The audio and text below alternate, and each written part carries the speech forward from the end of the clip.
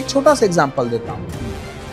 आपने दहेज ले लिया, दहेज लेना अपराध है और उस दहेज से आपने संपत्ति बना ली। अगर कल को ईडी इसमें इंटरवीन करेगी तो वो भी पीएमएलए के अंतर्गत आएगा। दहेज लेना अपराध है और अपराध से अर्जित की गई संपत्ति पीएमएलए में ट्राइबल होगी। ठीक वैसे ही आपने बैंक से लोन लिया, बैंक से लोन लेके आपने बैंक को कह दिया जी हम तो बैंकरप्ट हो गए। अब बैंक क्या करेगा? वो आपके बैंक सारे के जो लोन अमाउंट था उसको पहले एनपीए डिक्लेयर करेगा, फिर उसके बाद राइट ऑफ मार्क करके फिर अपना जो काम करना है करेगा।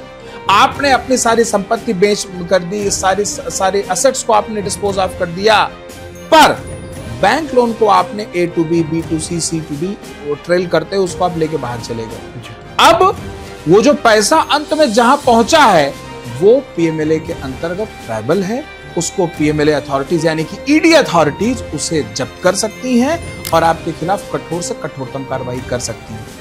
अब इसके बहुत सारे प्रारूप हैं। आपने किसी से झूठ बोल के पैसा ले लिया, धोखाधड़ी करके पैसा ले लिया, या आपने किसी की संपत्ति गलत तरीके से हथिया ली जो अलाउड नहीं थी, या मसलन मान लीजिए कि आपने टैक्स बचा लिया, आपने जीएसटी अथॉरिटीज के साथ फ्रॉड किया।